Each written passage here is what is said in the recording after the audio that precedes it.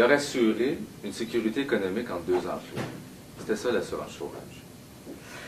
Et le régime d'assurance emploi n'assure plus cette fonction première.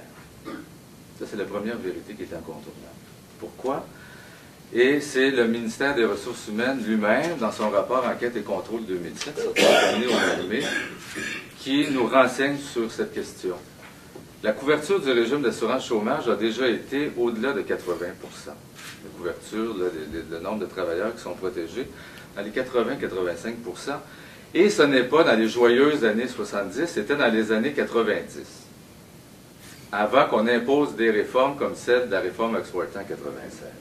Aujourd'hui, ce que nous enseigne ce fameux rapport de contrôle et d'enquête, le contrôle et évaluation du régime, c'est que la couverture est de 46,1%. Et ça, c'est en utilisant la même méthode de calcul qui s'appelle le ratio prestataire-cotisant. 46,1%, ça a été soulevé.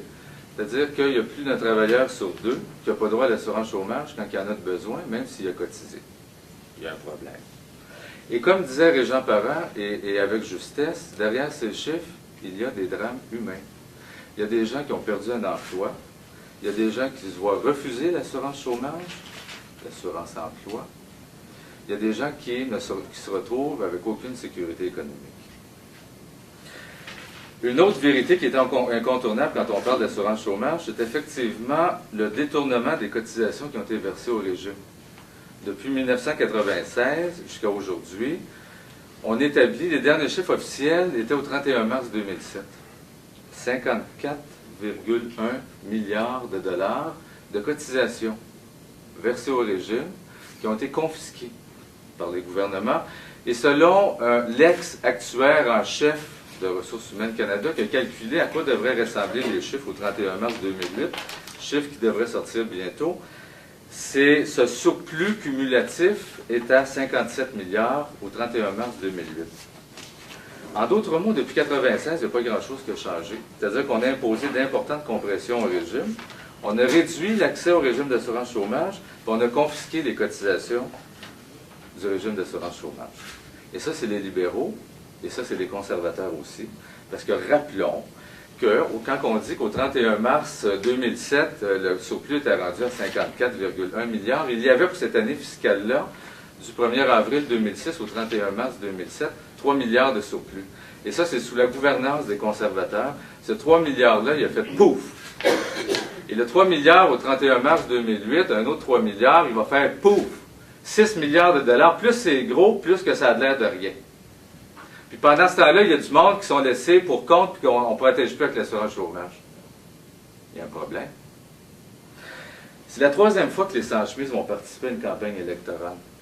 On s'inscrit, on fait ça en bonne et due forme, on s'inscrit auprès du directeur des élections comme tiers. Il y a des papiers d'ailleurs de notre inscription qui sont sur la table de presse en arrière. On l'a fait en 2004, on l'a fait en 2006 et on répète l'expérience parce qu'on doit continuer à exercer une pression sur la classe politique et particulièrement sur le prochain gouvernement. Parce que la solution au problème que nous soulevons est politique. Le législateur doit légiférer. La première campagne en 2004 qu'on a menée, qui a volé l'argent des chômeurs, on a cru que le gouvernement de l'époque, le gouvernement Martin, commençait à répondre politiquement à nos campagnes, aux préoccupations que nous soulevions.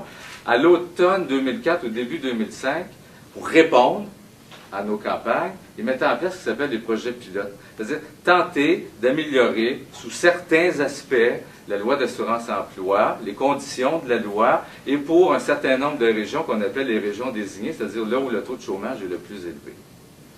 Quand les libéraux ont perdu le pouvoir en 2006, on s'est retrouvé avec un gouvernement conservateur minoritaire. On a travaillé ardemment avec les trois partis politiques de l'opposition, l'ensemble du mouvement ouvrier, l'ensemble du mouvement syndical québécois et canadien avec le Congrès du travail du Canada. Nous avons réuni tous ces gens à Ottawa, Parti libéral du Canada, le Bloc québécois, le NPD, les dirigeants des centrales syndicales avec nous du Conseil national des chômeurs, cherchant une formule de compromis pour imposer la majorité parlementaire et donc ces majorités sociales-là pour qu'il y ait des bonifications au régime d'assurance-emploi.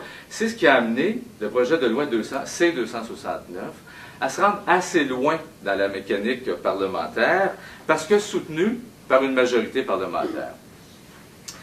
Ce projet de loi-là a été voté en première lecture par une majorité, en deuxième lecture par une majorité, au comité parlementaire par une majorité, et revenu au Parlement à l'automne, je crois, au printemps 2007, vote indicatif au Parlement, majorité parlementaire. C'était la première fois depuis les compressions de 1996 qu'on avait un projet de loi qui vise l'amélioration du régime d'assurance chômage qui allait aussi loin dans la mécanique parlementaire. Mais effectivement, Claudette l'a soulevé, c'est les conservateurs qui l'ont bloqué en refusant d'apporter la sanction royale.